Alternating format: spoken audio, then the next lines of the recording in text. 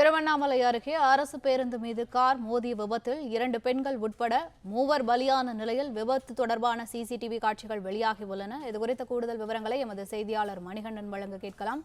வணக்கம் மணிகண்டன், விவரங்கள் என்ன? திருவண்ணாமலை மாநகராட்சி இவங்கிக்கால் பகுதியைச் சேர்ந்தவர் சக்திவேல். இவரது மனைவி கனகவல்லி.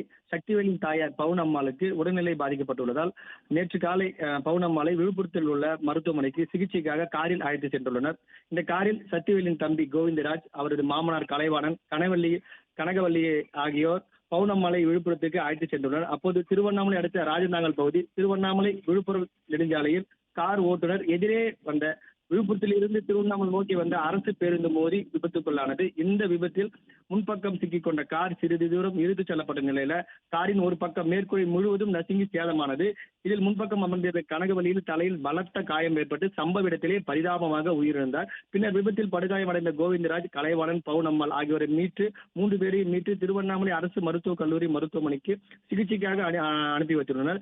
அங்கு 3 பேருக்கும் தீவிர சிகிச்சை அளிக்கப்பட்டு வந்த நிலையில சிகிச்சை பலனின்றி கலைவாணன், பவுனம்மாள் அடுத்தடுத்து சிறிது நேரங்களிலே பரிதாபமாக உயிரிழந்த நிலையில இந்த சம்பவம் குறித்து வேட்டவாளம் போலீசார் வழக்கு பதிவு செய்து தொடர்ந்து விசாரணை மேற்கொண்டு வருகின்றனர்.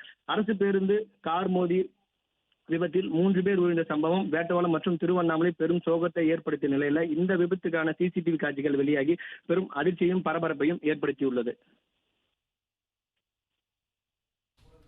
விவரங்களுக்கு நன்றி மணிகண்டன்.